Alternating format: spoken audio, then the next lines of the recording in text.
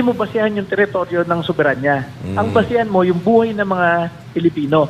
Eh ngayon, nag-surrender yung Pangulong Bongbong Marcos ng isang Pilipino sa kamay ng mga dayuhan. Eh di sinurrender niya ang soberanya ng bansa noong March 11 sa kamay ng mga dayuhan. So, yun yung ating nilagay doon sa impeachment complaint natin. No. Na talagang may violation tong president. Tatanggihan ni ano yan? Tatanggihan ni DOJ Secretary yan. Kasi ang sabi niya, wala naman tayong isinukong soberanya eh. Tao lang naman ang sinuko natin eh. Si Pangulong Duterte lang naman ang sinuko, hindi naman daw ang Pilipinas. Aba, yun nga po, nakalagay sa ating saligang batas, eh, ang mga Pilipino ang nagde-determine ng soberanya ng bansa. Hindi naman kailangan na isurrender mo yung 120 million na Pilipino para lang sabihin na sinurrender mo yung soberanya ng bansa. Ang sabi, Filipino people, kumbaga buhay ng mga Pilipino. So kapag ginawa mo yon, eh talaga sinurrender mo yung soberanya ng bansa, meron kang culpable violation of the Constitution. At syempre meron ka rin betrayal of public trust. Pinagkakatiwalaan ka ng mga Pilipino na talagang papangalagaan mo ang ating mga kababayan. Bakit mo sinurrender? Eh meron naman tayong justice system sa ating bansa. Pinagmukha mo tuloy failed yung justice system ng Pilipinas dahil doon sa ginawa nila. Pangalawa po, nasabi ni DILG Secretary Remulla na it was the Office of the President who chartered the private jet, the flight to the Netherlands. Ibig sabihin, mismong opisina ng Pangulong Bongbong Marcos ang nagbayad gamit ang ating buwis para gastusan yung pagpapadala ka kay Pangulong Duterte doon. Talagang siya ang mananagot dapat doon. Sabi ko nga po kanina sa Supreme Court, itong kapal ng pagmumukha nitong Kabataan Party List na to, 300,000 lang nakuha nila. Ibig sabihin, hindi pa 2% yun ng boto ng party system. Ibig sabihin, hindi naman talaga dapat sila nakaupo. Kasi 2% dapat ng boto ng party list system para ka makaupo.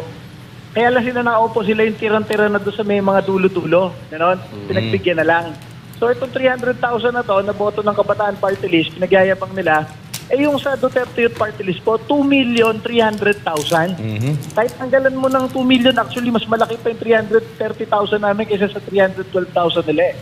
Kaya ang masasabi ko dyan, kami sa Duterte Youth Party List, kami ang nagbabalik ng death penalty para sa mga kurakot, mandarambong, teroristang NPA at mga heinous criminals. Kaya ako nabibisit dito sa mga taga-Kabataan Party List, yung sinasait ko lagi na miyembro nila na mga napatay na NPA, hindi ko nilalahat eh. Pinabanggit ko mismo yung pangalan ng tao, kung saan nag-rally na miyembro nila, kung saan campus, at kung saan napatay bilang NPA. Tapos sinasabihan nila ako ng red tagger daw ako, dapat daw ma-disqualify na naman yung Duterte yung red tagger daw. Kapag po binabanggit ko sila, dinediretso ko kung sino yung napatay na miyembro nila na NPA po eh. Chairman, diretsuhin ko na yung tanong ko kasi kanina ko pa gusto itong itanong. Ito bang tungkol sa nangyari sa inyo ngayon ay sa tingin ninyo may kinalaman dito ang presidente dahil before the election nagsampa kayo ng impeachment, no, patungkol diyan. So tapos after the election 3 upuan ang napanalunan ninyo. Ang naipanalo ninyo. So delikado 'yan, baka magsampa kayo ng ituloy itong impeachment. Ano po kaya? Sa tingin ninyo may galaw dito ang presidente? Yan hindi ko po masabi, pero baka yung mga tao sa ilalim niya gusto siya mapasaya. Di ba? Sasabihin na, boss, hindi po namin pinaupo yung Duterte Youth Party List kasi magiging 3 sila sa Kongreso. Mga ganyang style ba sa Malacanang? Pero masabi ko po, talagang, alam nyo, ninong natin si Bongbong Marcos. Kahit si Speaker, ninong namin. Pero nung nakita namin ginawa kina Pangulong Duterte at kay Vice President Sara Duterte yung mga panggigipit na yan, hindi kami nagdalawang isip. Talagang ang kinampihan namin si Pangulong Duterte at si Vice President Sara Duterte. At dahil doon, tinanggalan kami ng pondo last year pa. Pero masabi ko sa inyo, kahit ganon, talagang isang karangalan para sa amin ang makasama ang ating mga Duterte supporters, ang ating mga kababayan Pilipino sa pagtatanggol kay Pangulong Duterte at sa pagtatanggol sa ating bansa laban sa mga kalokohan ng gobyerno nito. Sa inyong opinion lang naman, sa tingin nyo, sino itong nagpapasaya na gustong mapasaya ang presidente? Hindi ko mahulaan. Ang dami nilang gusto magpasaya dyan eh. Ang daming faction daw dyan sa Malacanang eh. Malay natin, kung taga-Comelec gusto pasayahin ng presidente kasi sila may hawak ng proklamasyon.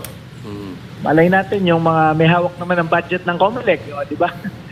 Inutusan sila na gawin nyo to or else, di ba? Mga ganyang style po ba dyan? Ito tapos merong interview itong meron silang itong pag-uusap ni Katunying. Nasabi ni magtrabaho na lang tayo at unity, no? Yung ganun ba, parang lumalambot at parang gusto na makipagsundo. Tapos noon, lumalabas na ibang sinasabi niya, iba yung ginagalaw. Dahil, in my opinion, may galaw dito ang presidente doon sa ginawa sa inyo. No? So anong masasabi niyo dyan na para tila di umano, magkaiba yung sinasabi at ginagawa ng presidente? Ang masabi ko dyan, nabudol na tayo lahat, na milyon-milyon Pilipino, huwag na uli tayo magpabudol. Kahit ano pang sabihin ng mga yan. Alam nyo, noong 2016, tumulong ako dyan, kami Duterte, Marcos na campaigner. Tapos nung hindi sila nakaupo bilang vice-presidente, at ako, isa ako sa mga appointee ni Pangulong Duterte, ako lagi nilalapitan ng aking ninong Bongbong. Tapos sa mga events ko sa NYC, siya ang guest of honor and speaker sa mga sangguniang kabataan, lagi. Tapos nung mga panahong yon, mayroong mga Christmas party sa kanilang bahay, may mga patawag sa kanilang bahay. Isang miyembro lang ng Kongreso umaten. Si Congresswoman Cardema lang ng Duterte Youth Party isang umaten kasi ninong namin siya. Tapos nung 2021, naglipat kami ng aming assistance funds sa Ilocos para tulungan yung aming kinakapatid na si Sandro. Kasi ang kalaban mga Fariñas, mahirap na kalaban, malakas kasi sila. Alam nyo, pagkapanalo nila sa Kongreso at pagka-presidente, simula nun, hindi talagang kahit isang patawag sa Malacanang, wala. At kapag nakasalubong mo, yung parang 3-seconder na hi, hello lang, ganun lang. Parang nakalimot. So, ko sa inyo, tapos, yung tinulungan ko pa siya ng 5 taon galing National Youth Commission, siya pa yung nagtanggal sa akin sa National Youth Commission.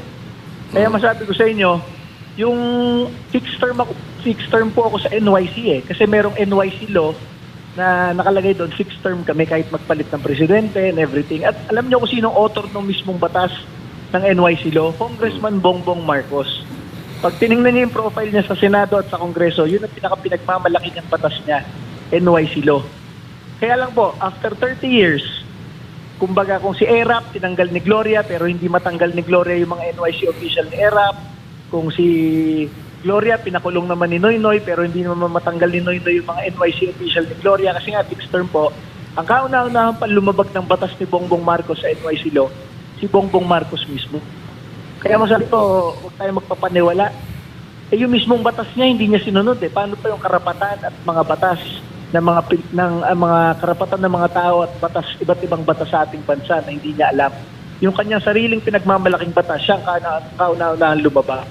Kaya masabi ko, una, walang utang na loob ang Pangulong Bongbong Marcos, hindi lang sa amin, lalo na kay Pangulong Rodrigo Duterte na pinalibing ang kanyang ama, nabalik ang legacy ng kanilang pamilya, at kay Vice President Sara Duterte na ikinampanya siya noong 2021 at 2022 para maging presidente ng Pilipinas. Kaya kung ngayon lumalambot ang kanyang stand, dahil sinasabi niya unity na tayo, kasi na-realize niya, talo yung kandidato niya sa Zamboanga City, talo yung kandidato niya sa Davao City, talo yung kandidato niya sa Cebu, talo yung kandidato niya sa Maynila, at ang mga Pilipino, sinong ginawang number 1 na senador, Senador Bongo, at sa party list po, ang binoto ng ating mga OFWs, ng ating mga local absentee voters, ng mga pulis at sundalo at ng milyong-milyong Pilipino, Duterte Youth po. Sino most trusted ngayon na opisyal ng bansa? Vice President Sara Duterte po. Baka dahil dyan sa mga ganyang epekto, after ng eleksyon, at nung nagpatawag siya ng victory party, isa na lang umattend sa kanya na kapartido niya, baka na-realize niya, teka, parang na ako pabaksak na ng toto 25% ratings na lang, wala pang gustong tumabi sa akin, baka kaya naghahanap ng unity. Pero alam nyo, maniniwala lang tayong sincero siya sa kanyang panawagang unity kung kaya niyang ibalik si Pangulong Rodrigo Duterte dito dahil ang gumawa niyan, ay sila mismo sa Malacanang. Grabe pala yung karanasan nyo dito kay Bongbong Marcos, ano? Talagang binudol kayo ng todo-todo pagkatapos yung tulungan, pagkatapos ninyong kahit yung anak niya, tinulungan nyo. Pati inaanak, niloko pa, no? Grabe talaga naman ito. Kakaiba din itong Bongbong Marcos na ito. Ngayon, ito sa pagdating po dito sa hindi pagproklema sa inyo, kanina po ay dinala nyo sa Supreme Court. Ano po bang ginawa nyo doon sa Supreme Court? Ipaliwanag po natin sa ating mga kababayan. Yes po. Para po sa kaalaman ng ating mga nanonood, ng ating mga kababayan, kapag ang isang ahensya ng gobyerno ay nagdesisyon at sa tingin nyo mali ang kanyang desisyon, pwede nyo siyang ireklamo sa Korte Suprema. At ang kalimitang sasabihin ng Korte Suprema dyan, bawiin nyo yan or ipatigil nyo yung ginagawa nyo dahil meron kayong grave abuse of discretion. Ibig sabihin, hindi sinusunod nung ahensyang yon ang batas at ang mga regulations ng kanilang ahensya. Kunwari, nakalagay po sa Omnibus Election Code at sa rule ng COMELEC, pag ang isang kinasuhan sa COMELEC ay wala pang finality yung kanyang kaso, dapat siyang i-proclaim at mag-assume sa kanyang posisyon. Eh yun, hindi naman sinunod ng COMELEC eh. Ako, na hindi nga finality yung atin eh. Wala pa kahit desisyon sa pinakamababang level ng kanilang division yung atin. Nakapending lang talaga sa kanila ng 6 na taon, hininto po yung ating proklamasyon. So, sasabihin po natin, yun po ang ating panawagan sa Korte Suprema na i-strike down nila yung inutos kahapon ng COMELEC because of grave abuse of discretion. Discretion na lang nila. Sila na lang nag-iisip kung kailan magpoproklama ng mga tunay na duly elected officials ng bansa. So, bawal po yun. Dahil paano kung kayo-kayo lang nagde-desisyon, mahirapan natin to si Duterte yun, next month na lang, o next year na lang, o hanggang magmakaawa siya sa atin, or alam nyo na, may lumapit sa atin at mag-alok ng kahit ano, mga kung ano-anong sistema sa gobyerno. So, kailangan po i-strike down agad yan, at ang mabisa pong ginagawa dyan, ilapit sa Korte Suprema, dahil 70% po ng mga desisyon ng COMELEC historically ay ini-strike down ng Korte Suprema for grave abuse of discretion po. Chairman Cardema, kasi natalo po kayo bilang bokal dyan sa Laguna. Uupo po ba kayo bilang party list representative ng Duterte Youth kung sakaling maproklama kayo, or fix na yung 3 nominee ninyo? Kasi nakita natin, nasilip na natin yung 3 nominees ninyo eh. Yes po. Una po, hindi tayo yung uupo dyan. Talagang kung ano po yung nilista natin, yun ang uupo. Kasi po, sa jurisprudence ng Supreme Court, yung decision nilang Duterte Youth Party List versus Rowena Guanzon, doon po na pagtibay ng Korte Suprema na bawal lang mag-substitution sa party list system. So, doon po sa ikinaso natin kay Rowena Guanzon, yun po ang naging jurisprudence. So, tayo po mismo ang dahilan kung bakit bawal na mag-substitution sa party list system po sa bansa. So, doon po sa atin sa Laguna, yun nga po, natalo po tayo bilang bukal. Pero sa atin naman po, wala naman pong problema dyan. Una, hindi naman tayo namili ng boto, kahit piso, kahit, alam nyo, na-realize ko sa ating bansa, napakaraming politiko pala na bumibili talaga ng boto. Kasi yung mga kandidato na namimit ko sa iba't ibang probinsya na lumalapit para sa Duterte Youth Party List at yung sa amin sa Laguna, lalapit sa'yo sa CPN, boss, kailangan isigurado mo dito sa area to, meron kang mga coordinators. Kuha ka dito sa isang barangay ng 1,000 coordinators, 500 lang. Talagang, alam nyo, masabi ko sa inyo, nasusuka ako eh. Yung physically talagang parang meron akong iluluwa na out of disgust na parang talagang perversion of the democratic process ng ating bansa. Para sa akin, hindi parte ng demokrasya yung bibilin mo yung boto eh. Hindi mo pinag-decide yung tao kung sino talaga ang gusto nila. Dinaya mo yung demokrasya ng bansa. So, yung ibang mga, alam nyo, ngayon sa ating bansa, majority, mamimili ka na lang eh. Mabait na kurakot o masamang ugali na kurakot. Diba? Mga ganyan na lang. Dapat walang ganyan. Kaya nga po, ang Duterte Youth Party List, kaisa-isa sa Kongreso na to, na nagbabalik po ng death penalty para sa mga kurakot at mandarampong. Kasi alam nyo, sa sobrang dami ng kurakot at mandarampong sa Pilipinas, nakasanayan na ng Pilipino na baka yung makakaharap niyang mayor niya, congressman niya, kurakot yan, ganyan talaga. Diba? Dapat mga kriminal yan mga yan eh. Kaya nga sinasabi ko nga po sa COMELEC, bakit sa dami-dami ng party list nominees at kongresista na mayroong kasong malversation of funds, corruption, plunder, kahit nga si Dilima may kaso pa sa Court of Appeals, si Tulfo nga may kaso na citizenship issue. Bakit lahat sila pinaupo ng COMELEC? Tapos yung sa atin, sasabihin, nako, very serious yung sa inyo. Yung napaka-house na kinaso ng Kabataan Party List, yung pa ang seryoso para sa kanila. Eh, dapat hino-hold talaga dyan sa COMELEC. Una, yung kaalyado ang teroristang NPA. Pangalawa, yung mga kurakot at mandarampong. Yung isa, may citizenship problem, pinaupo nila. Ito, may kaso pa sa drugs, sa CA, pinaupo nila. So, anong yan? It is really grave abuse of discretion. Iba yung discretion mo dito sa ibang grupo ng mga tao, iba yung dito sa Pro Duterte na wala naman talagang kaso na malala.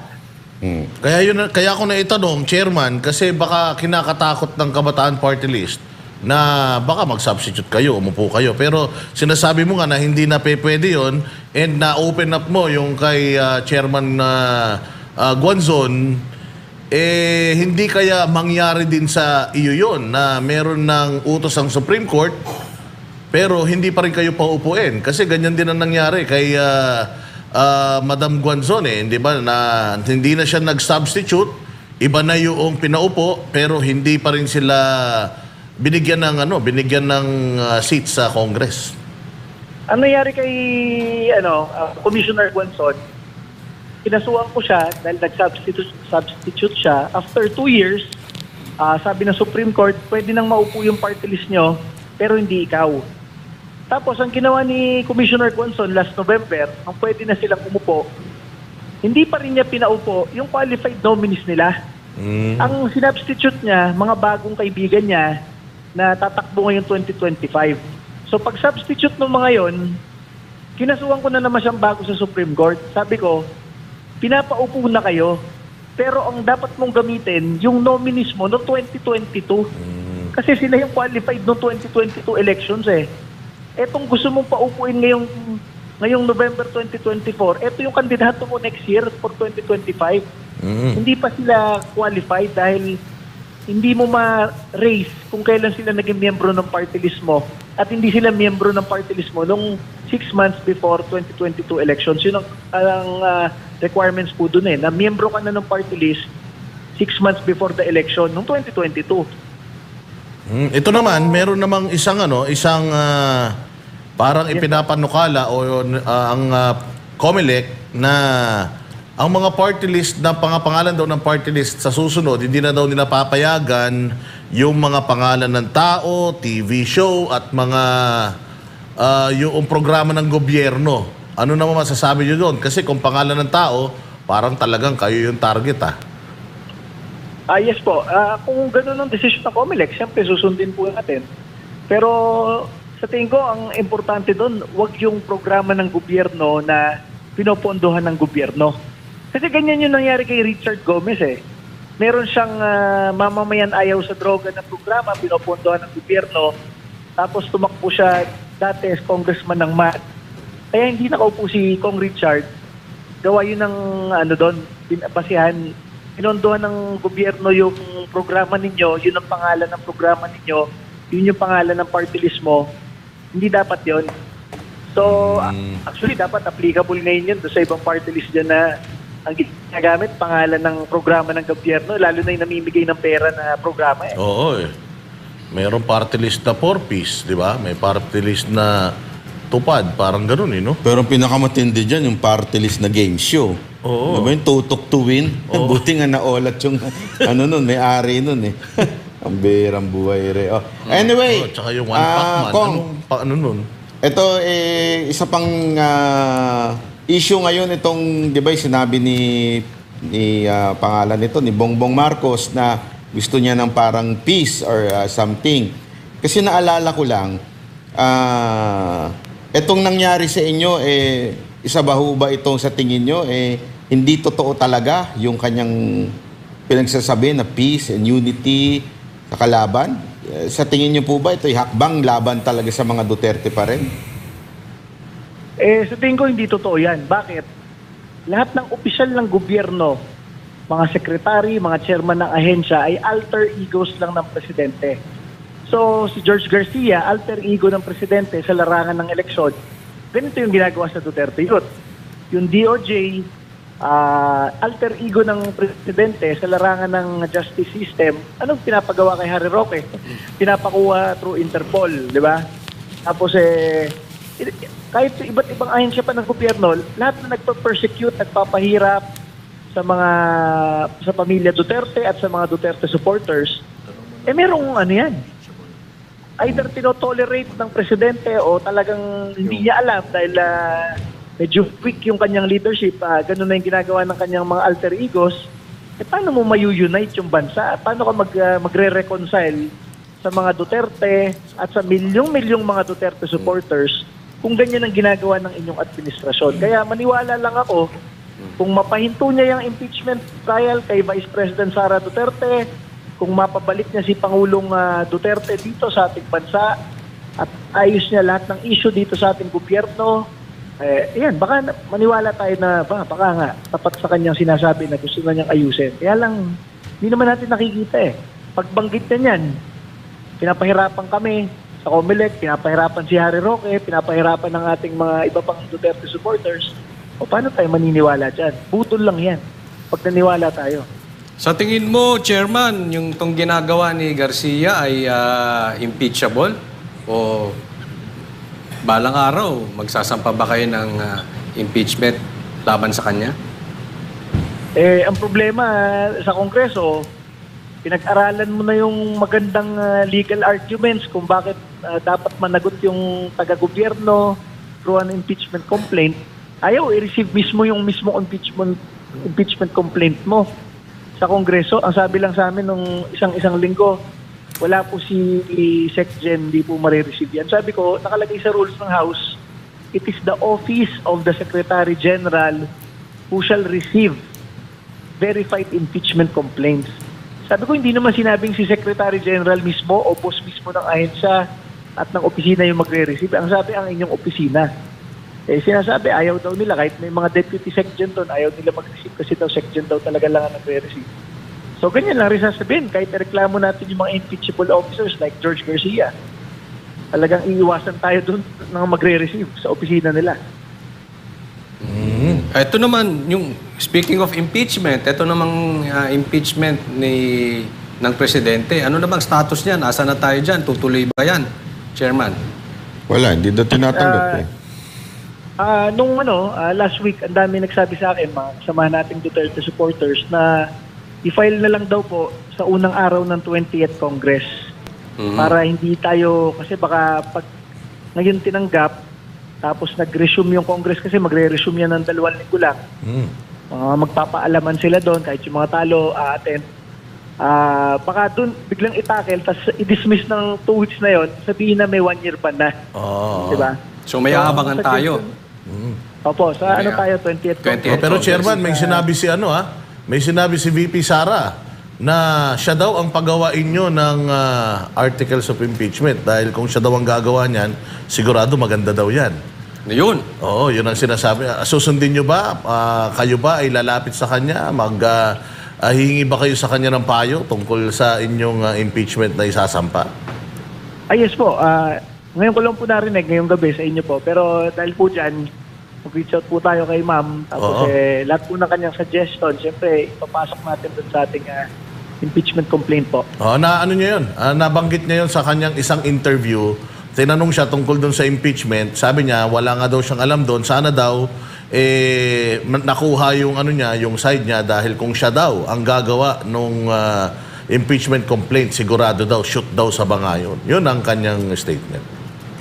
Yes, makikinig po tayo kay ma'am kasi alam nyo, siya yung pinapailan lagi ng mga impeachment complaints sa Kongreso. Siyempre, gamay na niya yung mga pwedeng articles na ipang tapat naman laban sa ating presidente. Dahil alam nyo, yung pinapail natin kasi, sabi lang natin doon, ang soberanya ng bansa nakalagay sa Constitution, the sovereignty of the country resides in the Filipino people. Hindi ito sa teritoryo po Kasi bakit?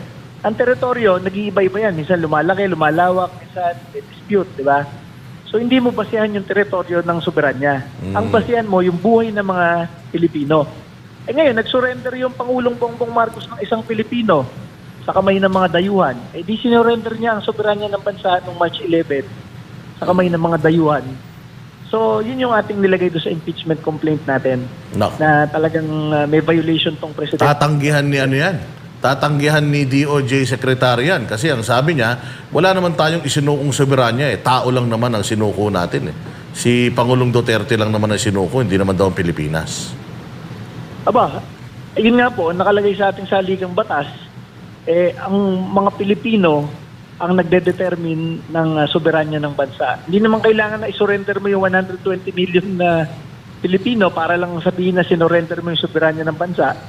Ang sabi, Filipino people, kumbaga buhay ng mga Pilipino. So kapag ginawa mo yon, eh talaga sinurrender mo yung soberanya ng bansa, meron kang culpable violation of the Constitution. At syempre meron ka rin betrayal of public trust. Pinagkakatiwalaan ka ng mga Pilipino na talagang papangalagaan mo ang ating mga kababayan. Bakit mo sinurrender? Eh meron naman tayong justice system sa ating bansa. Pinagmukha mo tuloy failed yung justice system ng Pilipinas dahil doon sa ginawa nila. Pangalawa po, nasabi ni DILG Secretary Remulla na it was the office of the President who chartered the private jet, the flight to the Netherlands. Ibig sabihin, mismong opisina ng Pangulong Bongbong Marcos ang nagbayad gamit ang ating buwis para gastusan yung pagpapadala ka kay Pangulong Duterte doon. Talagang siya ang mananagot dapat doon. Chairman, merong dalawang aabangan ng taong bayan sa inyo. Yung una, yung pagtakbo ng impeachment sa presidente. Pangalawa, itong aking tanong. No, yung sinasabi niyong marami kayong ibubulgar tungkol dyan sa paggawa ng pera ng Kamara o ng Kongreso at COMELEC. Baka mabigyan mo kami ng isang sample dyan nang mabawasan yung mga inaabangan ng taong bayan sa inyo. Yes po. Alam nyo, ano siya eh, hindi siya yung parang hindi mo siya kayang i-enumerate sa sobrang lawak ng kalokohan sa gobyerno at sa iba't ibang ahensya ng gobyerno. Parang it is a systematic corrupt system in our government. Hindi nga corrupt eh, plundering system in our government. Na masabi ko sa inyo, ang mga nakakaalam lang ay mga incumbent na kongresista, incumbent na senador, mga dating senador, dating kongresista, at syempre yung mga ahensya ng gobyerno na talagang nilalagyan rin nila ng pondo. Kaya nga po masabi ko sa inyo dyan, pati mga kongresista humahawak ng malalaking pondo tulad ng pang-ayuda, hindi naman social welfare officer ang mga kongresista. Di ba? Na sila ang mag-identify kung sino talaga yung hirap na hirap sa buhay.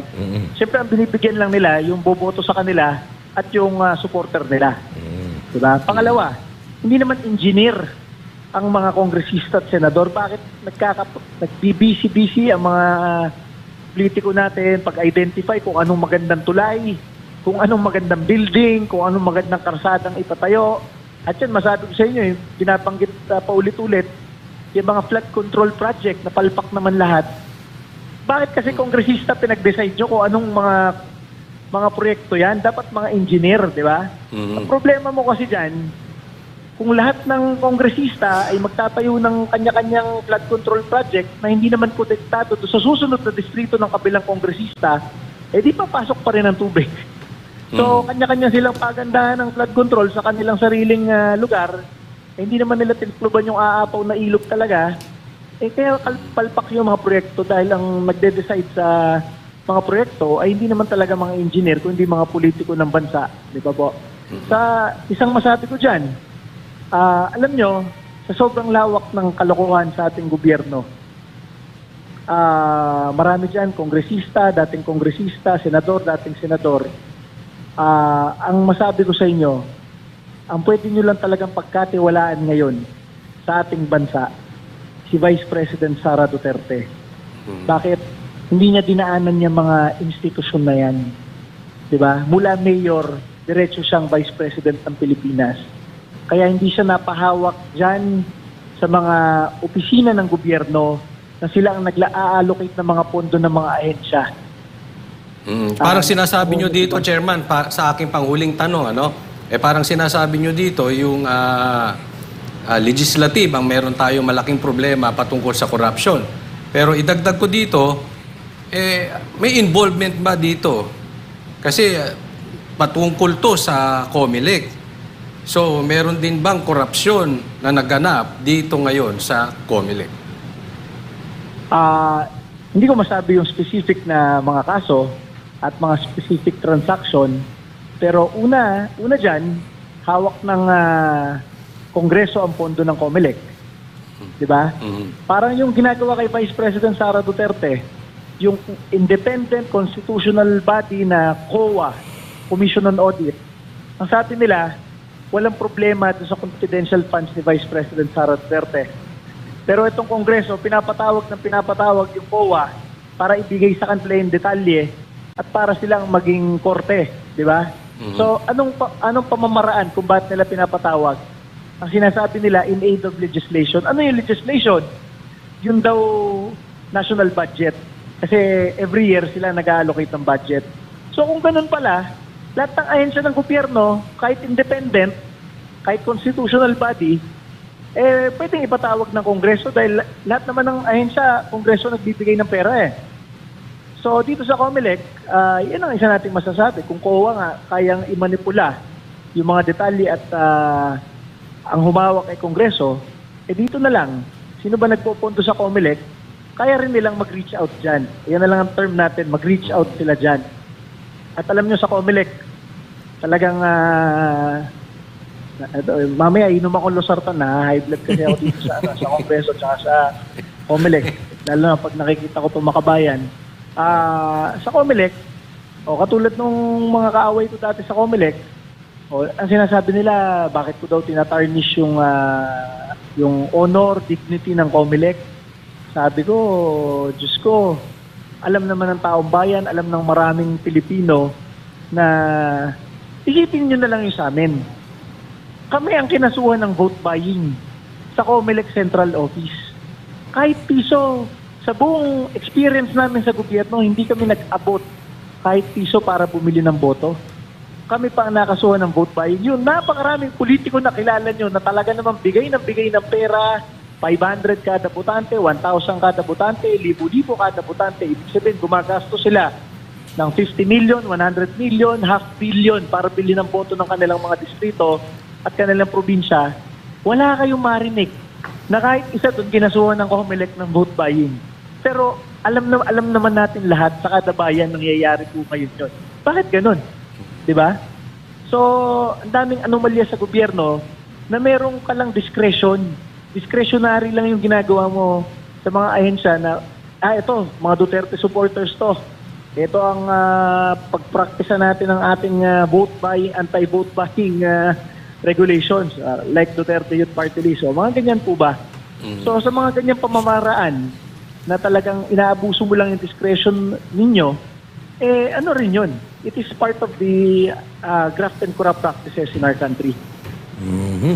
Maraming salamat, Chairman Ronald Cardema, ang chairman ng Duterte Youth Party List. At ano na lang siguro, hingan na lang namin kayo ng final message sa ating mga kababayan na bumoto sa inyo at syempre inyo rin mensahe para sa COMELEC.